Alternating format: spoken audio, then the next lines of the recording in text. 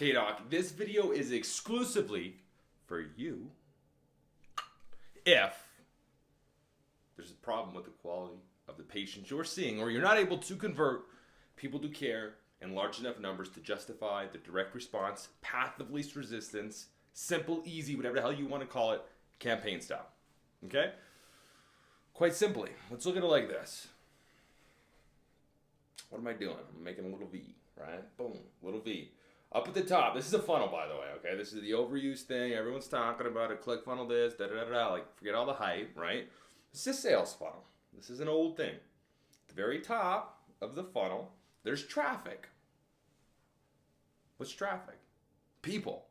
Remember that. People. Leads are people, too. Scheduled appointments are people. Potential new patients, whatever the hell you want to call them, they're people, okay? Traffic source can change, primarily, probably for you. If you're a single office doc, we're probably only using Facebook, okay? We can use Instagram, we can use Facebook, we can use YouTube.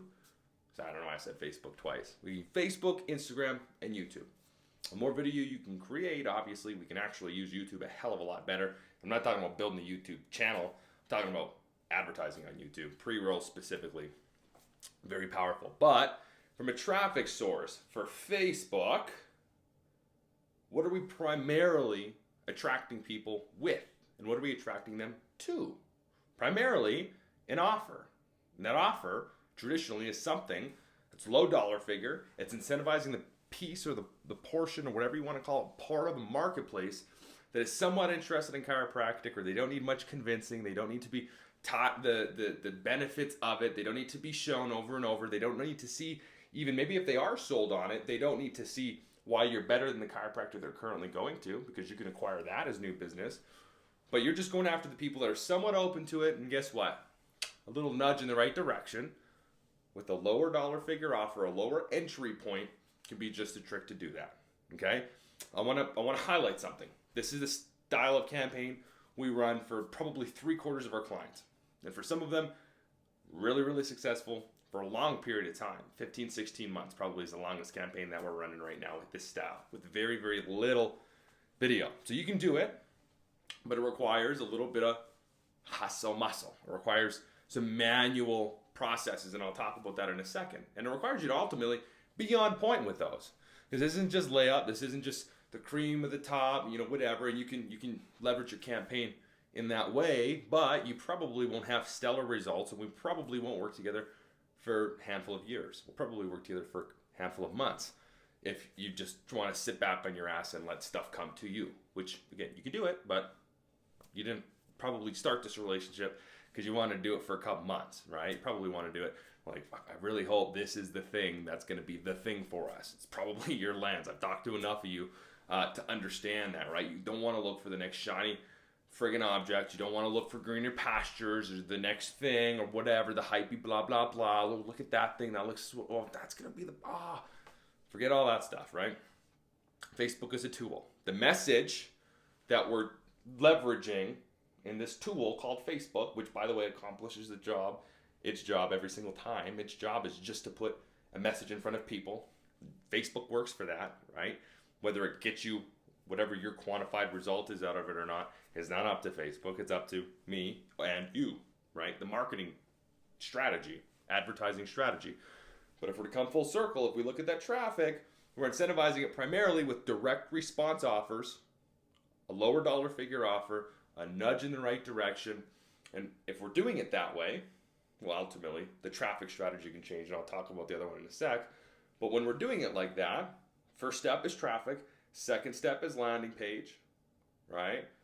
We want traditionally 20 to 40, maybe 50, really good % conversion rate on that landing page where somebody can claim the offer.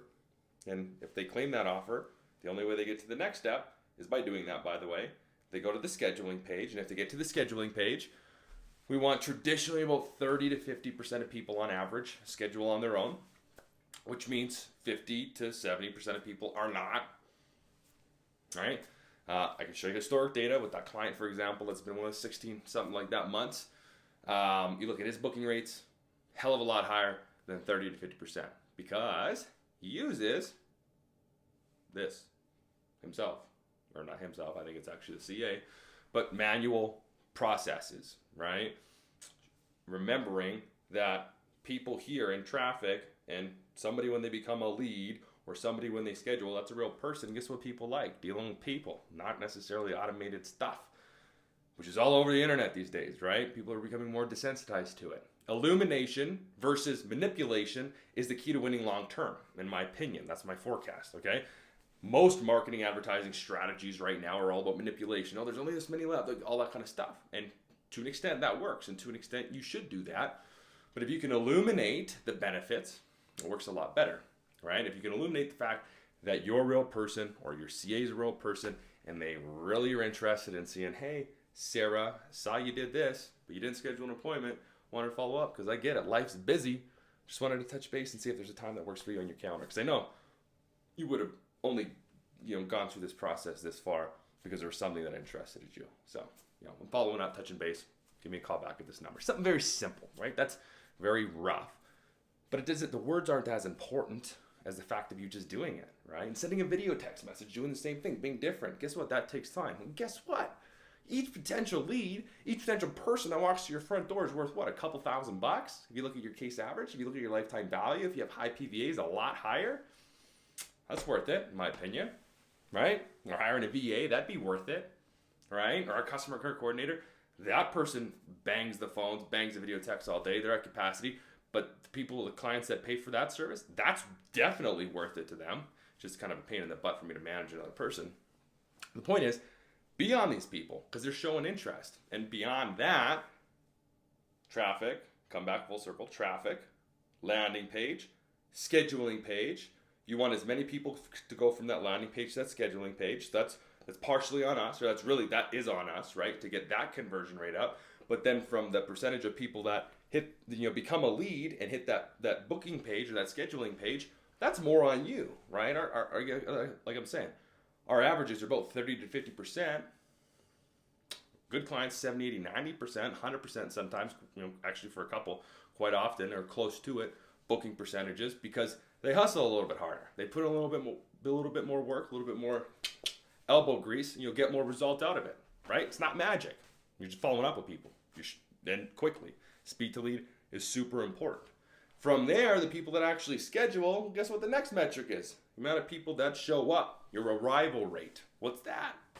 Is that 9 out of 10? Is it 8 out of 10? What is that? Right? If you're not measuring it, you should. And if it's low, and guess what? You got to be doing this a little bit more. Reaching out to people, confirming their call the day before. If you don't hear from them the day before, if you're not connecting with them, leave a voicemail, send a text message, obviously. And we're doing all the same automated stuff. But guess what you do in addition to that? Guess what you could do? I'm waiting. Any takers? Okay, obviously this is recording. But if it's the day before and you're not reaching out, if you're reaching out, you're trying to connect with somebody and you can't connect with them, leave them a voicemail, leave them a text message, call back the next morning, touch base again. If somebody's not answering at 4 o'clock or 5 o'clock or 6 o'clock at night or 2 o'clock in the afternoon, whatever, call them at the other end of the day. Be commonsensical. People have jobs, right? Sometimes it's hard for people to answer the phone. Sometimes they have a labor job. Sometimes they can't. Sometimes they have the best intention of calling you back, but you're closed or they're busy or they hit the notification when they're on lunch break on their phone that somebody called and, I'll just call them after work, and then life happened. The second, third follow-up sometimes goes a long way, right? Point is, make the most of your campaigns. Get your booking rate up. But in addition to that, let me just finish this point. Direct response advertising campaign. In addition to that, the last metric, people that actually do show, is the people that convert. Not able to get people to convert, could be a handful of things. One, you don't know how to sell very well. It could hurt, it could sting. You could think you're great, and hopefully you are, but look, none of us are perfect, myself included, sales masters included. And guess what? They're trained. There's an art to it, right? If you have a good day 1, day 2 process, if you've been trained, just because you've been trained doesn't mean that you are great, but the point is you put in systems. If historically, across all markets, you're converting at 60, 70, 80%, you're doing pretty good. If 50% or below, go get some training. Look at Close for Chiro if you haven't already. We work with them. They're awesome. The clients that we have that have been certified and trained through them, we'll keep them for a lot longer because they know what they're doing. But even that's not the magic solution. Although it's a start, although it's a step in the right direction, right? If you're not able to close everybody, though, you're going to have to obviously eat some dirt before you get the carrot. And with that strategy, guess what it is? Low value. Guess what people are making a decision on? A deal, right? It's a different kind of a deal, and it's a different lens that people are looking at you with, opposed to a Groupon style offer, right? Where people only have Groupon because they want deals, and you're looking for a cheap date night and cheap oil change. And, oh shit, there's a chiropractor.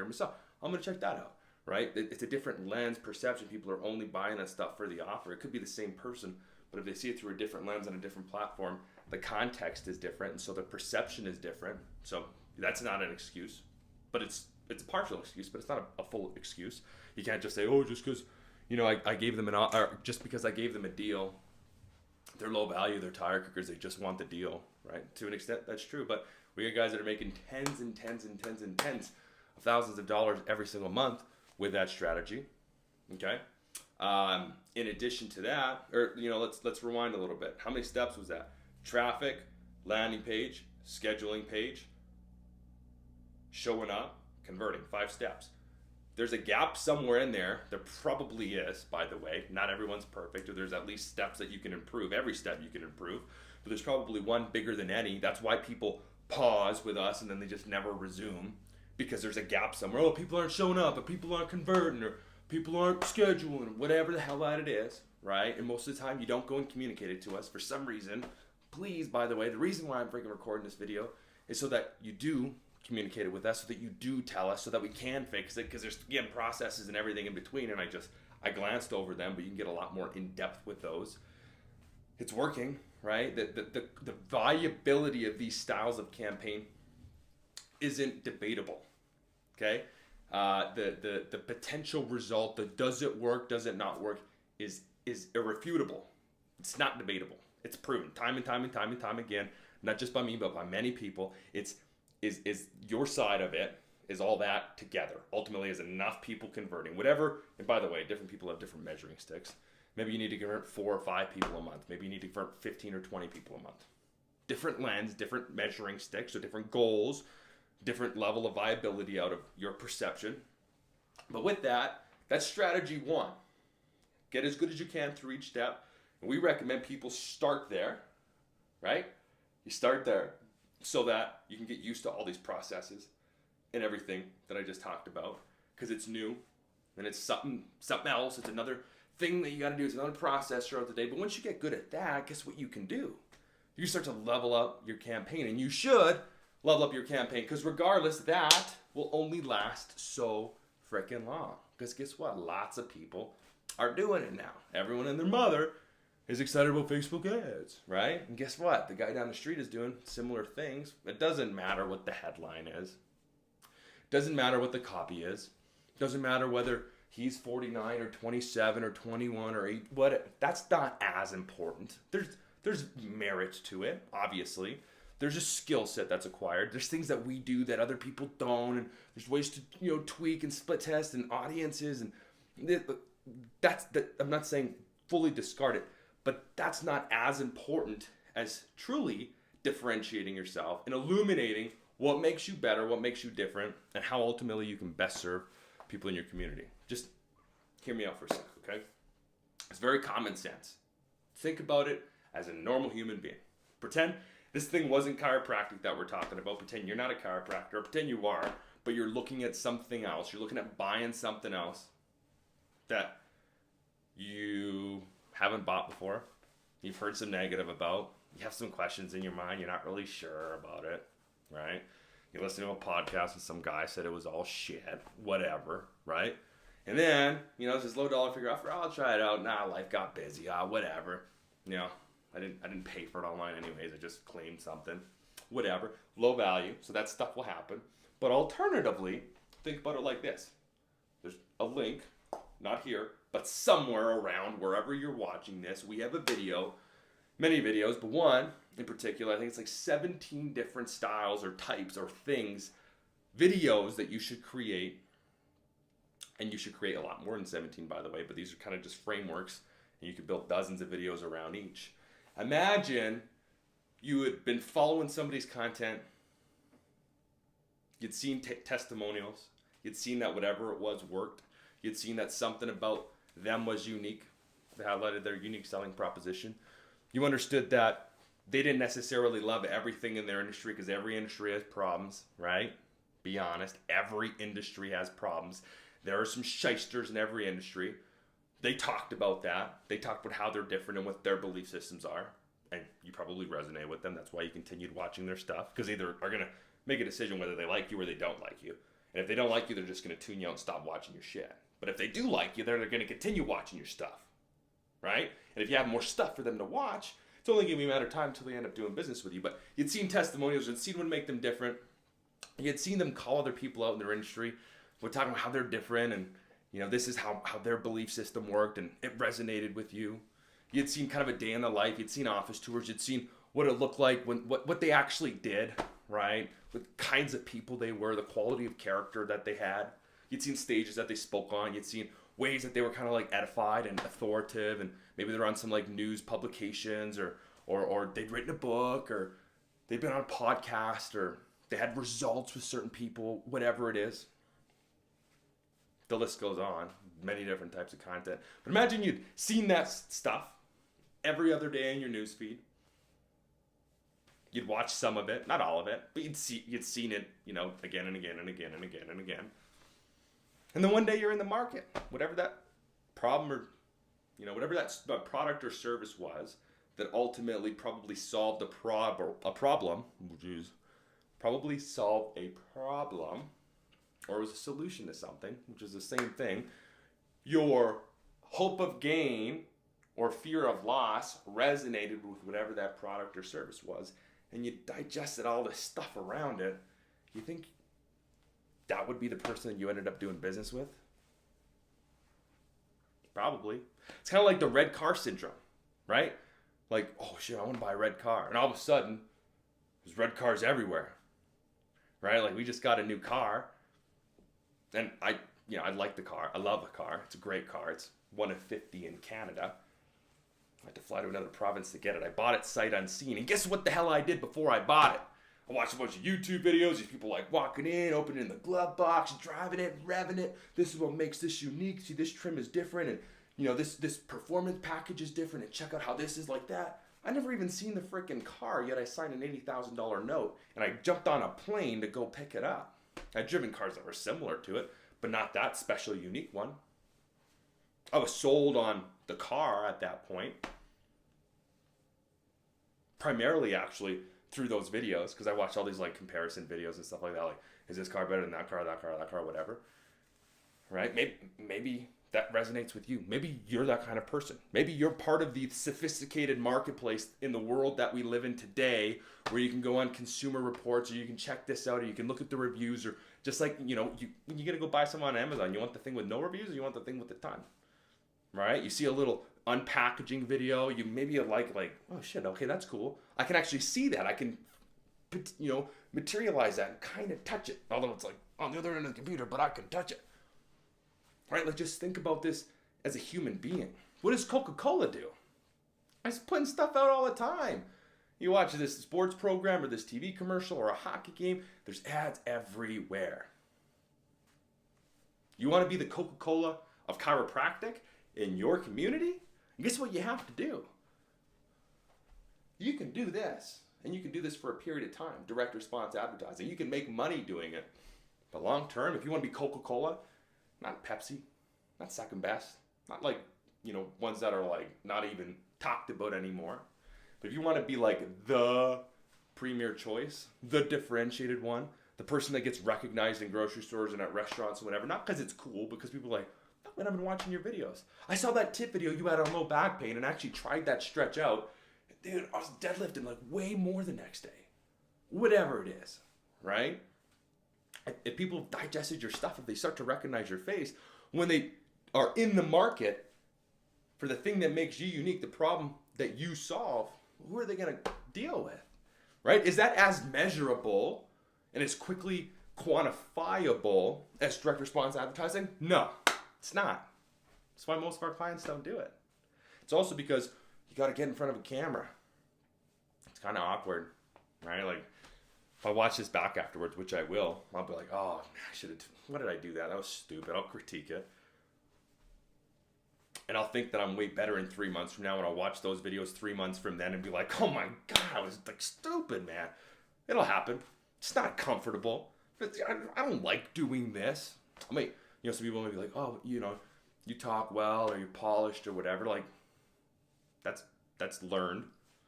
It's not inherent. I wasn't born like this. If you think I was, you're crazy. There's more than enough examples of people that will back that stuff up. This is a trained skill, right? Get on camera, be uncomfortable, do it. It's not as quickly quantifiable, so here's what we recommend.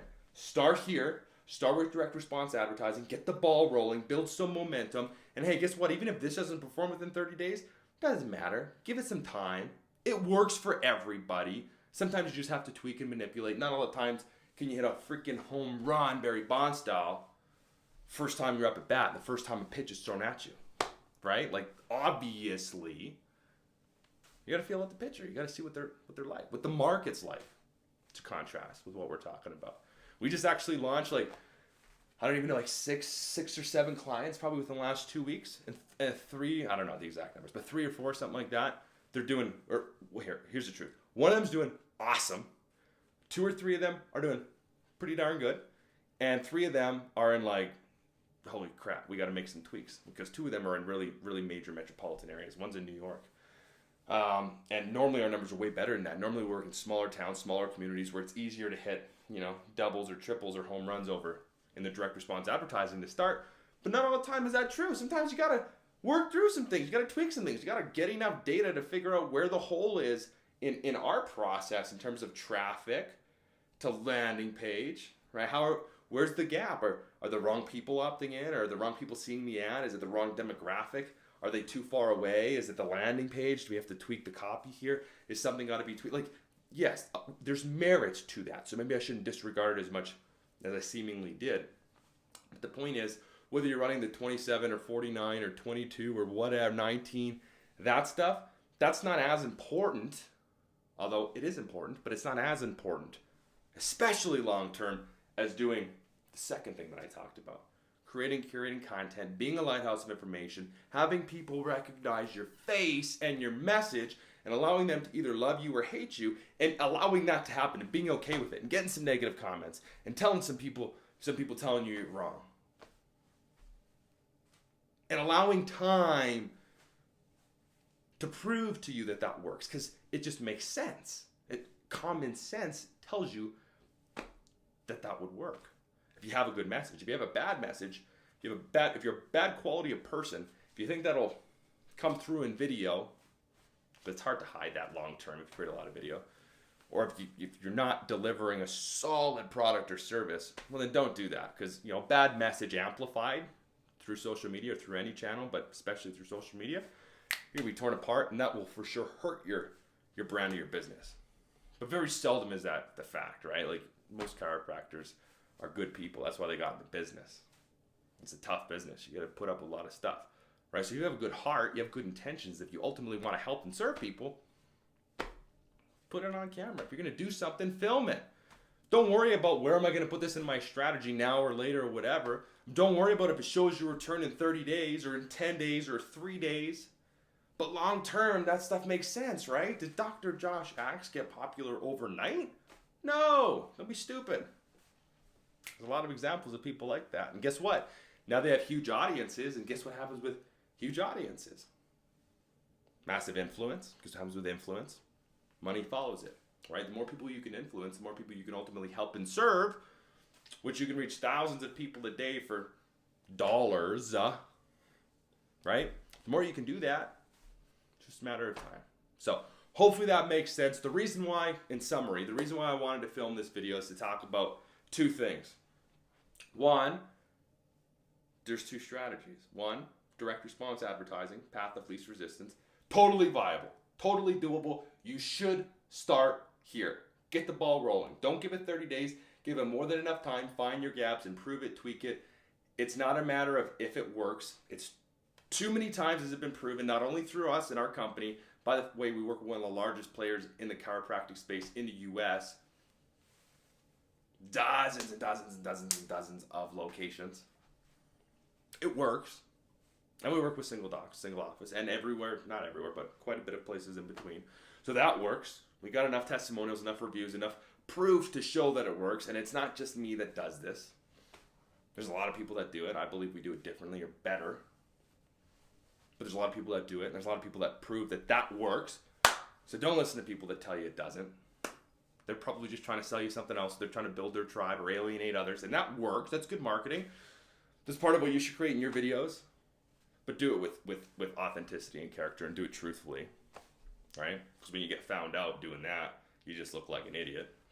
And in addition to that, as this campaign starts to bear fruit and starts to allow your cash flow situation to look a little bit different, and as you're starting to figure out these processes, well, guess what? You just changed the traffic strategy, by the way. Leading with video, all that stuff. And by the way, watch another video on which videos to create, which is another video we have somewhere.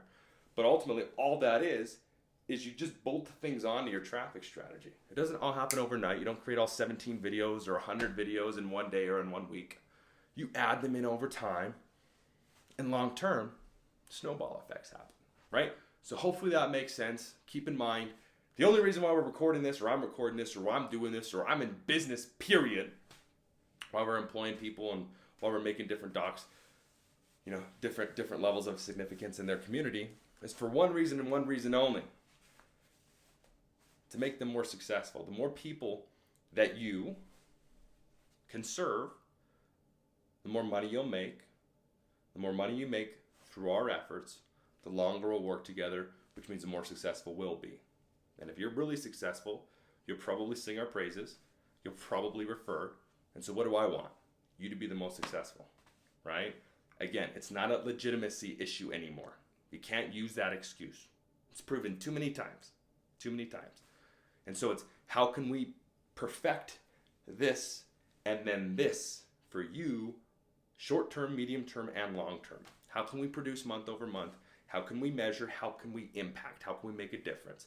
How can we both be successful? That's ultimately what I want. I'm not talking at you, although it seems like I am in this video, and kind of I am, but I'm talking like from your shoes, doc. I understand your problems. I understand why eventually you'll consider leaving if you're not getting a certain result.